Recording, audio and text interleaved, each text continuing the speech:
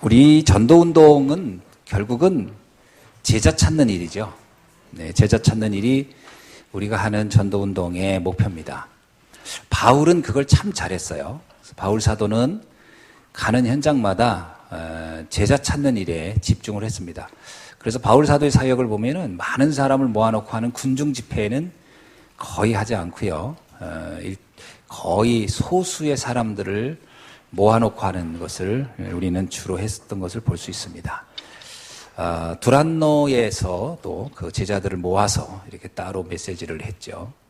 근데 이런 제자 사역의 그 아주 모든 그 첫 모델은 바로 예수님이죠. 예수님도 군중 집회는 썩 그렇게 자주 하지 않았습니다. 뭐 오병이어의 기적했을 때 한번 했는데 결과가 너무 안 좋았어요. 그래서 너무 안 좋아서 그 다음부터는 안 합니다. 주로 이제 소수 제자들을 부르가지고 따로 모아서 산에 올라가서 하고 이렇게 메시지를 주로 제자 중심으로 메시지 주죠. 자, 그럼 우리가 이제 절대 제자를 어떻게 찾느냐 하는 얘기입니다. 자, 우리가 일단은 내가 제자가 되어야 또 제자를 찾겠죠. 제자의 눈에 보이는 게 제자죠. 사람은 자기의 수준만큼 보이는 거니까요. 그죠? 내가 아는 것만큼 깨닫게 되고 보여지는 것만큼 내가 들리게 되죠. 그래서 똑같은 메시지를 들어도 본인의 어떤 그 영적 상태에 따라서 메시지가 들리는 거죠. 근데 보통 성도들은 어떠냐? 일반적으로 말하면 성도님들은 사실은 걱정이 너무 많다는 거예요. 걱정이 너무 많으니까 어떤 의미에서는 이 제자를 찾는 시선이 이렇게 집중되어 있지 않고 분산된다는 겁니다. 그래서 제자 찾는 일이 쉽지가 않다라는 부분이 있어요. 어떤 경우는 미리 갑을 해서 걱정을 해요. 걱정이 오지도 않았는데 올 것이다라고 미리 예측하고 염려하고 하는 거죠. 그런 경우가 랩런트들도 의외로 많습니다. 랩런트들 뭐 4학년쯤 되면요, 다 표정이 굳어떨어요. 왜 그랬더니 앞으로 뭐 하나, 어느 직장 가야 되나, 미리 걱정을 좀 많이 하는데 그럴 필요는 없다는 겁니다. 하나님이 완벽하게 우리의 모든 길을 인도하시니까요. 자, 그래서 먼저 우리가 눈에 안 보이는 메시지부터 우리에게 잡고 가야 됩니다. 이 눈에 안 보이는 메시지가 어떻게, 하나님이 내게 준 메시지가 있어요. 하나님이 주신 메시지가 있어요. 이거를 잡아야 돼요. 자, 하나님이 우리에게 준 메시지가 뭘까요? 분명히 그거는 우리를 세계복음화 하시겠다는 메시지잖아요. 그렇죠? 우리가 아무리 연약해도 우리를 통해서 세상을 살리고 세상을 변화시키고 구하겠다는 게 하나님의 메시지입니다. 그건 일관돼 있어요. 아브라함에게도 그 메시지를 주었어요. 네가 복의 근원이 되리라. 뭐 아브라함은 준비된 게 별로 없는데도 그 메시지를 줍니다. 그래서 메시지는 우리가 잘 보면 모세에게도 그 메시지 주잖아요. 네가 이 백성을 이끌고 가라. 메시지를 줍니다. 그러니까 여러분이 메시지를 잘 잡으셔야 돼요. 그런데 우리가 이 메시지를 잡아도 세상 근심이 없을 수는 없어요. 왜냐하면 우리가 뭐 완전히 신의 경지에 가 있는 게 아니고 우리가 복음을 알았다 하더라도 우리가 사는 이 현장에는 많은 일들이 우리 앞에 놓여 있습니다.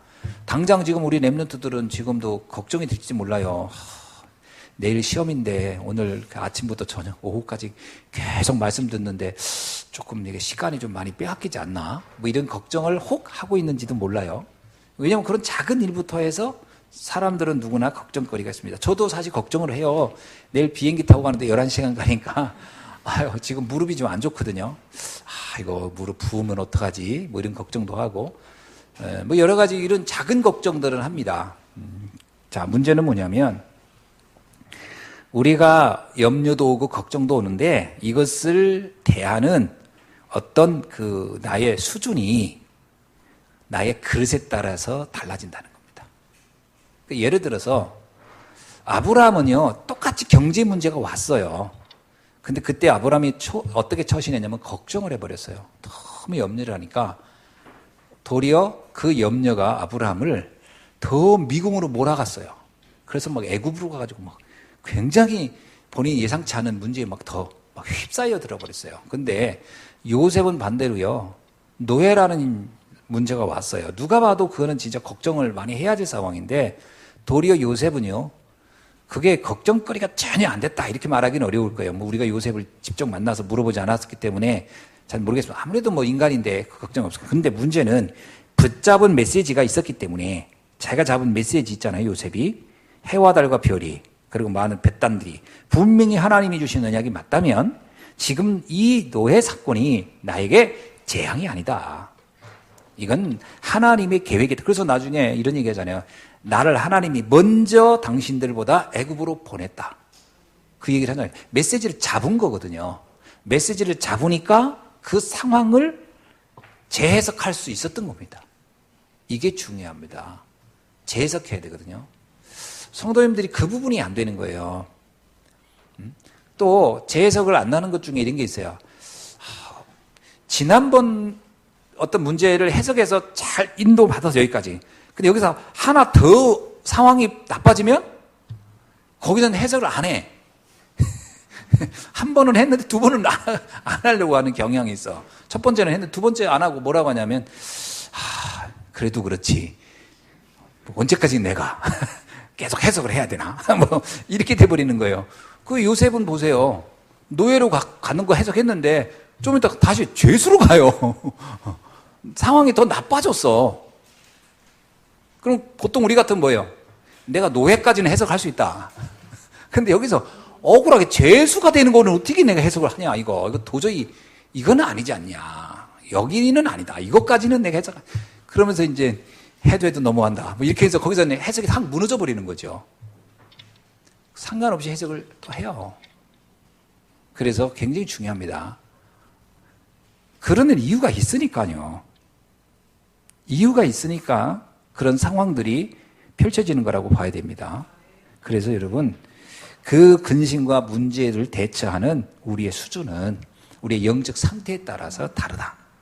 자, 그렇다면 오늘날 우리의 주변에 있는 사람들은 어떤 상태일까요? 여러분 주변에 있는 사람들 상태는 대부분 어떤 상태일까요? 문제를 해석할 수 있나요? 거의 못하고 있다고 봐야 돼요. 문제 해석 못하고 있으면 어떤 상황이 있겠어요? 시달리거나 갈등하거나 지금 좌절하고 있는 상태에 있을 거라는 겁니다.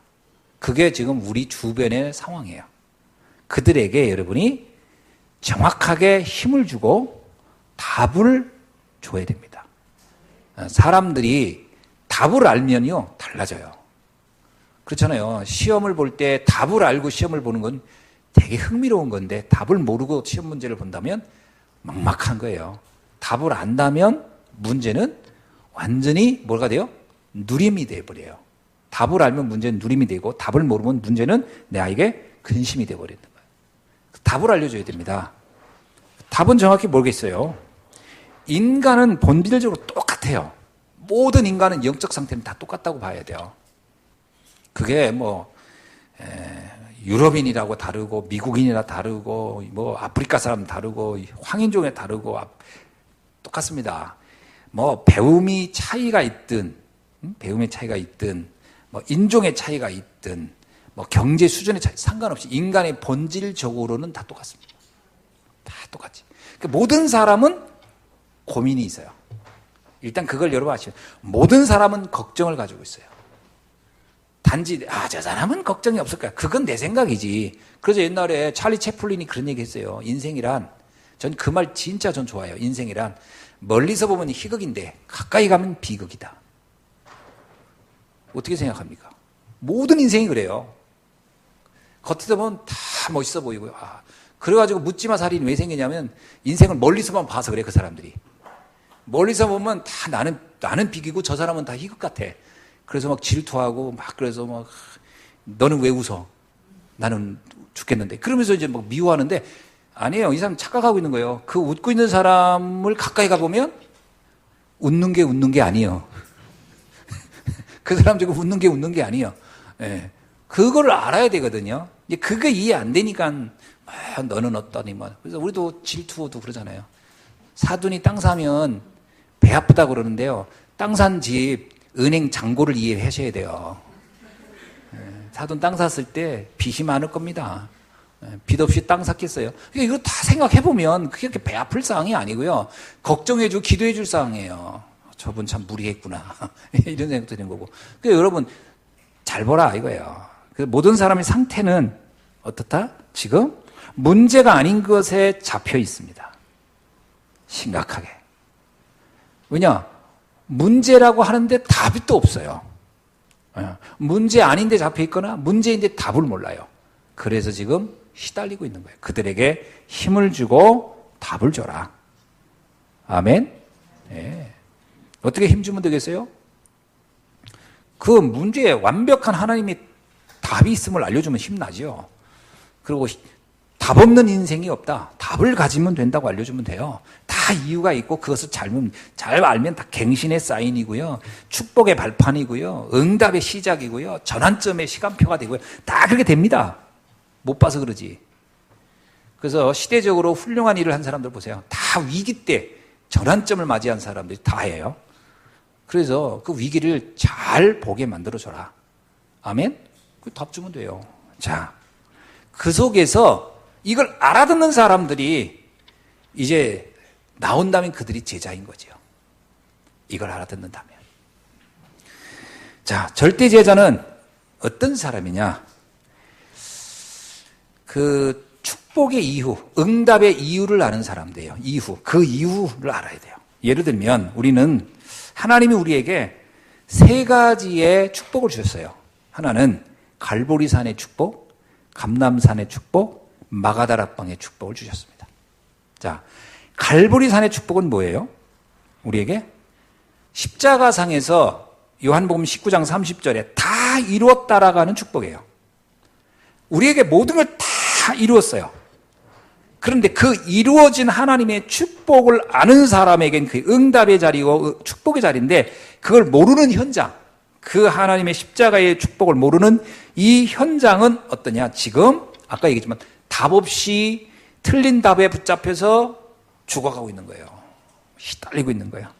수고하고 무거운 짐에 지금 완전히 휩싸여 있는 거예요. 그들에게 우리가 이제 답을 줘야 되는 거예요. 그 첫 번째가 뭐냐면 마태복음 28장 16절로 20절에 보니까 뭐냐면 우리가 아까도 그 본문 가지고 오전 예배 드렸습니다만 너희는 가서 모든 족속으로 제자를 삼고 아버지와 아들과 성령의 이름으로 세례를 주고 그리고 그들을 가르쳐 분부하여 이제 또 다른 제자로 세우는 그런데 그 일을 어떻게 가능하냐? 하늘과 땅의 모든 권세를 가지신 그분이 나와 함께 그 일을 하겠다라고 하는 거예요. 요거 깨달아지면 돼요. 세상에 아무리 다 무너져 가도 이거를 살릴 사람으로 하나님은 나를 부르셨구나. 이거에 대해서 여러분이 딱 결론 내야 돼요. 우리가 가지고 있는 복음이면 모든 사람을 살릴 수 있다. 아멘이죠?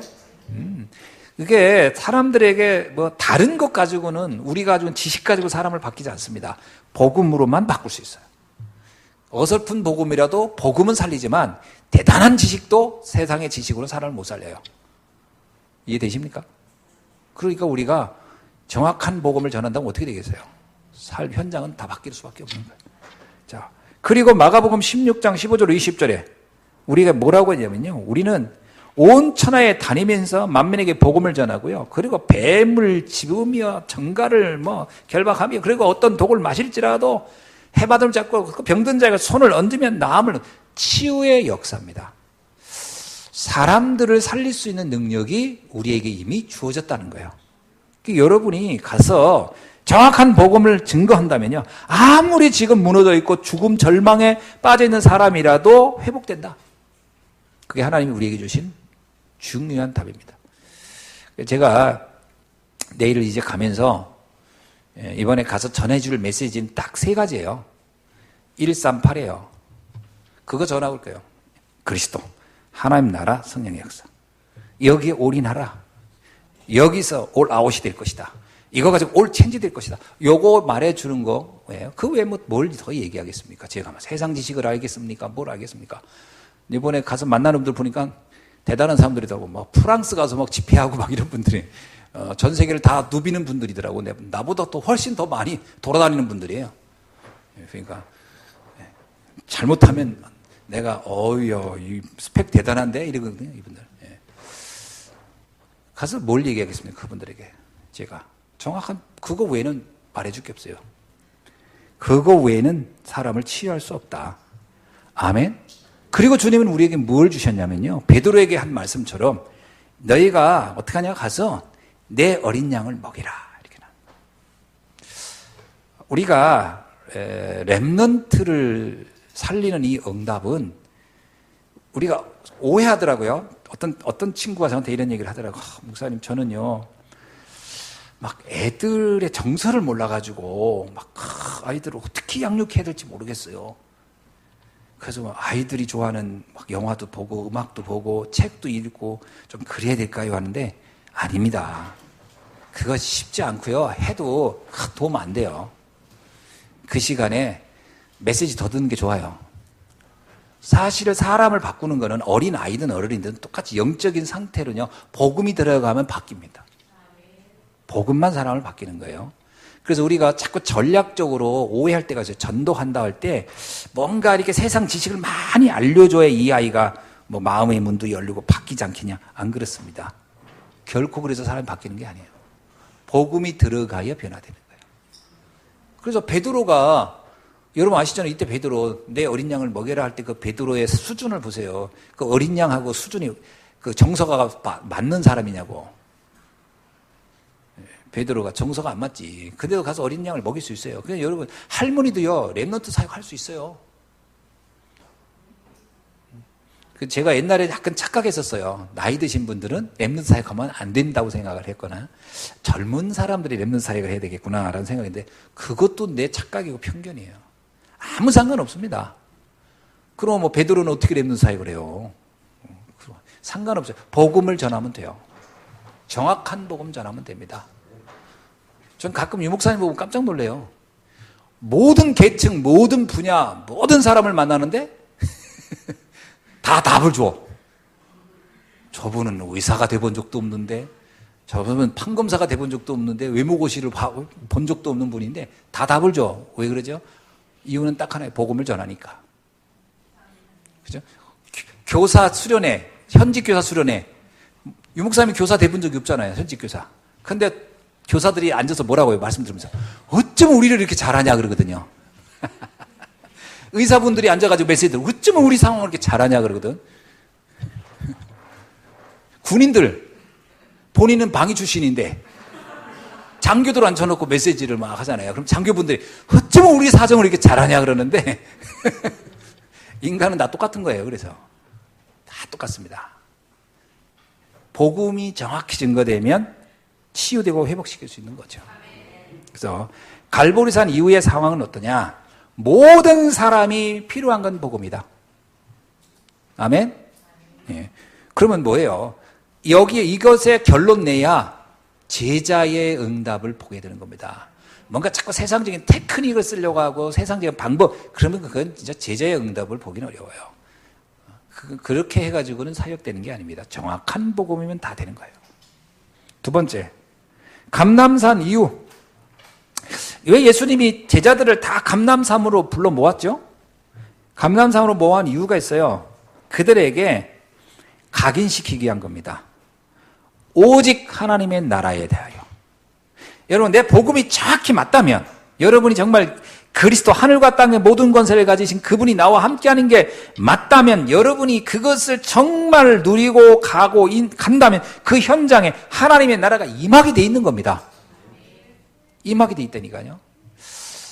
오해하지 마세요. 또 하나님 나라 그랬더니 뭐 사람들이 막 다 행복해하고 물론 그 따라올 수는 있겠죠, 그런 게. 그리고 막 복음 가진 사람이 있으면 막 사람들이 뭐 다 막 해피하고 막 천사와 함께 하는 것 같아요. 꼭 이래야 된다고 생각하면 안 돼요. 그런 건 아닙니다. 무슨 얘기냐면요. 내가 복음 가진 사람이 그곳에 있다는 얘기는 그 안에 그 인생 문제에 답이 찾아진다는 얘기예요. 답이 찾아진다는 게 그게 하나님 나라예요. 흑암의 나라가 뭔지 아세요? 답 없는 세계예요. 답 없는 세계. 답 없는 세계가 흑암의 나라예요. 답이 있다는 얘기는 하나님의 나라예요. 예를 들어 부부싸움을 해도요, 답을 딱 찾아서 부부싸움 하다가 그러면 하나님 나라가 임한 거예요. 근데 부부가 사이가 너무 좋아. 아나니아 삽비라처럼. 근데 답이 몰라. 그거는 행복한 지옥이요. 뭔 말인지 이해하십니까? 지금 제가 하는 예화를? 답을 찾아내야 되는 거예요. 그러면 하나님 나라가 임했구나.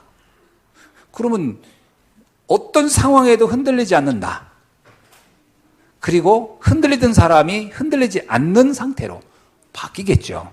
그럼 자연히 그 안에 어떤 감사, 기쁨, 평안은 찾아오는 결과들인 겁니다. 그건 찾아오는 것이지 그 상태가 만들어졌다고 해서 지금 그거는 우리가 인격으로도 잠깐은 만들잖아요. 인격으로는 잠깐은 양보하고 수용하고 막 이렇게 인격으로도 그런 상태는 그렇다고 하나님 나라는 아니에요. 여러분 생각합시다. 복음을 잘 모르는데 굉장히 부부 사이가 좋은 집안 있겠어요, 없겠어요? 좀 예화를 좀 제가 하는 거예요. 복음은 전혀 몰라. 근데 부부 사이가 너무 좋아가지고 매일 둘이 들로산으로 놀러다니고 너무 잘 맞아, 둘이 막. 그리고 막 맨날 고기 구워 먹으면서 막 맨날 그리고 살아. 이쪽은 복음을 알아. 근데 여러 가지 서로 좀 막 짜작거리고 싸우기도 하고 막 다투기도 하고 막 그럽니다. 어디가 하나님 나라가 임한 것 같아요? 물어볼게요. 어디 하나님 나라 임한 것 같아요? 사람들은 그러겠지. 저렇게 고기 구워 먹는 저 집 얼마나 행복해. 저게 하나님 나라. 하나님 나라에 대해 오해하지 마세요. 예수님은 그러잖아요. 우연수가 네 집안에 있느니라. 막 그러면서 내가 평화를 주러 온 게 검을 주러 왔다. 막 이래요. 그러니까 하나님 나라에 대한 편견을 진짜 잘 이해하셔야 돼요. 그 오해하더라고요, 사람들. 좋은 상태가 되어야 하나님 나라라고 이해하는 경향이 있어요. 그러니까 그냥 응답도 그렇게 생각하잖아요. 응답. 내가 원하는 대로 막 되어지고 막 응답이라서. 진짜 응답은 뭐예요? 내가 구원받은 거 응답이에요. 그렇죠? 하나님이 나와 함께하는 게 응답이잖아요. 응답의 기준, 하나님 나라에 대한 기준, 이런 부분들이 정확해야 돼요. 그게 어설퍼버리면, 그게 착각되어지면 어떻게 돼요? 복음이 빛을 내지를 못하는 거예요. 거기서. 응답을 착각하고 있는데, 그 예수님이 그러잖아요. 복의 개념을 마태복음 5장에서 막 바꿔주잖아요. 뭐가 복이냐? 심령이 가난한 게 복이다. 의로해서 핍박받는 게 복이다. 막 완전 복 개념을 바꿔버리잖아요. 사람들은 착각한단 말이에요. 모든 게 잘 되고 모든 게 안정돼. 이게 복이라고 생각 아니라는 거예요. 예수님은. 핍박받는 것도 복음을 위해서 받는다면 복이다 말이에요. 복음 때문에 부부싸움 막 대파한다. 그건 복이고 막 하나님 나라가 임한 거예요. 거기에 막. 그런 얘기 안 했습니까? 오늘 막 부활절이야. 그 남편이 여보 오늘 부활절이니까 그래도 우리가 11조만큼 한번 절기에 헌금을 해야지 않겠어. 부인이 무슨 소리냐 먹을 것도 없는데 그러면서 그래서 막 싸운다. 그래서 오늘 헌금한 것 때문에 절기 때 한번 했다. 하나님 나라가 임한 거예요. 그 가정은. 근데 부인이 그 얘기가 맞아. 아이고 헌금하지 말자. 그래서 둘이 너무 행복하게 오손도손해서 딱 왔어. 언약을 다 놓치고 시대적 언약을 다 놓친 그거 하나님 나라에 임한 거 아닙니다. 그거. 그 아나니아 삽비라가 그렇게 너무 잘 통해가지고 다 쌍묘의 비극으로 끝났잖아요. 하나님의 나라의 의미 이해하십니까? 그게 우리 안에 각인돼서 그걸 놓고 내가 그래 복음을 위해서라면 하나님이 원하는 거라면 그래서 거기에 집중해서 기도했던 그래서 오로지 기도에 힘썼더라. 아멘. 네. 절기니까 좀 헌금 얘기를 좀 할게요. 원래 이제 헌금 다 끝났으니까 하는 거예요. 그 11조가 세 가지가 있어요. 11조 세 종류가 있어요. 하나는 레위인의 11조가 있어요. 레위인 11조. 그건 뭐냐면 레위 지파를 위해서 하는 게 있어요. 하나는 두 번째 11조가 있어요. 그거는 교회의 공동체를 위하여 했던 11조가 있어요. 그리고 세 번째 11조가 있어요. 그건 뭐냐면 어려운 과부를 돕는 11조가 있었어요. 구제 11조. 그게 1년에 11조가 3번 있습니다. 레위 11조는 당연히 이제 목회자와 전도자들 위해서 이렇게 하는 거였고요. 그리고 교회 공동체를 위해서 드리는 11조는 그게 절기헌금 같은 의미예요. 그래서 1년에 그 절기 때마다 우리가 11조를 내서 그걸 가지고 교회의 이 특별한 일들을 하는 겁니다. 예를 들면 우리 같은 경우는 일반 헌금 가지고는 교회 유지하는 데 바빠요. 그런데 그런 11조를 해야 이제 우리가 예를 들면 무슨 미션홈을 한다든지 아니면 이렇게 한국어 교실을 한다든지 어떤 중요한 교회 미션을 놓고 또 할 수 있습니다. 옛날에 그 회당 같은 경우는 그 절기 헌금이 들어야 건물을 보수한다든지 이렇게 한 거예요. 예를 들면 우리 교회 주방에 이제 의자를 여러분 보면 아셨죠? 주방 의자 보면 어때요? 이제 거의 수명이 이제 고령화됐어요.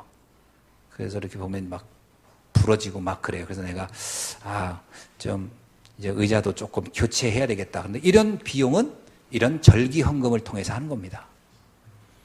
아멘. 이제 절기가 끝났으니까 하는 얘기예요, 이제.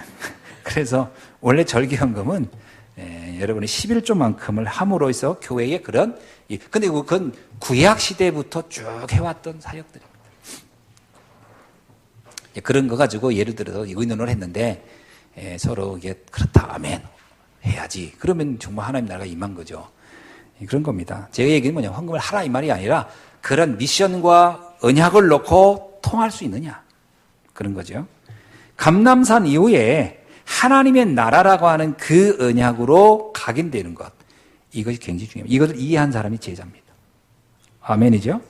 세 번째 뭐냐, 마가다락방 이후입니다. 마가다락방 이후는 마가다락방 이후에 드디어 이 앞에 있는 갈보리산과 감람산 언약이 이해된 그들이 모여서 기도를 시작하니까 그때 어떤 일이 있느냐, 하나님께서 15나라 3천 제자 그리고 구원받은 사람을 날마다 더하는 사도행전 2장 46절 47절의 응답을 주시기 시작합니다. 이거는 한마디로 말하면요, 시간표입니다. 하나님이 우리가 복음을 누리고 있고 그리고 현장에서 하나님 나라를 우리가 정말 제대로 응답받고 있으면 하나님은 정확한 시간표에 제자를 만나게 한다는 거죠. 그건 우리는 몰라요. 하나님이 정확한 시간에 만나게 하는 겁니다. 그래서 기다리는 겁니다. 기다린다는 말은 아무것도 안 하고 기다린다가 아니라 복음을 누리며 하나님의 나라를 누리며 있는 시간이에요. 그때 하나님께서는 정확한 마가다락방 이후에 제자의 응답을 보게 하실 것이다 하는 거죠. 앞으로 우리가 여러분이 가 있는 현장에서 진짜 하나님 나라, 하나님의 계획과 뜻을 발견하고 있다면 반드시 그곳에는 숨겨진 제자를 만나게 될 줄로 믿습니다. 그런 응답들을 주님은 주시는 거죠. 자, 말씀을 맺습니다. 우리가 제자의 응답을 받아갈 때 제일 문제가 되는 장애물이 뭐냐면 문제를 해석하는 겁니다. 그게 제일 큰 장애물이에요. 근데 잊지 마실 게 있어요. 자, 문제가 안 되는 것은 문제가 아니기 때문에 걱정할 게 없어요. 그죠? 잘 들으세요? 문제가 없는 것, 문제가 아니야. 이건 문제가 아니야. 그건 문제가 아니니까 걱정할 게 없죠? 두 번째, 이건 진짜 큰 문제야. 근데 그 문제는 답이 반드시 있기 때문에 걱정할 필요가 없어요. 잘 들어보세요. 이건 문제도 아니야. 그래서 걱정할 게 없고, 이건 문제야. 그런데 이건 문제이기 때문에 답이 있기 때문에 걱정할 필요가 없어요. 그래서 우리는 어떤 상황이 돼도 걱정할 게 없다는 거예요. 그게 전도 제자의 자세예요. 자, 우리 옆 사람한테 인사합시다. 자, 문제가 문제되지 않죠? 아멘? 정말입니까? 문제가 문제되지 않아야 돼요. 자, 또 하나 할게요. 지금 그 문제에는 답이 있습니다.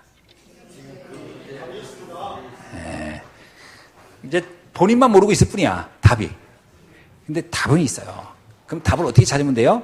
말씀에 집중하는 중에 찾아집니다. 그러면 여러분이 꼭 잊지 않기를 바랍니다. 기도하겠습니다. 하나님 감사합니다. 오늘 주신 말씀을 붙잡고 우리가 세계복음화의 중요한 시작을 해야 할 제자들이 모였습니다. 우리가 현장에서 주님이 숨겨놓은 루디아와 같은, 야손과 같은, 브리스아굴라 같은, 로마서 16장과 같은 정말 절대 제자를 찾는 응답을 허락하여 주옵시고, 이번 아르메니아 사역을 통해서도 절대 제자를 그 현장에서 만나도록 하나님이 문을 열어 주옵소서. 살아계신 주 예수 그리스도의 이름으로 기도하옵나이다. 아멘.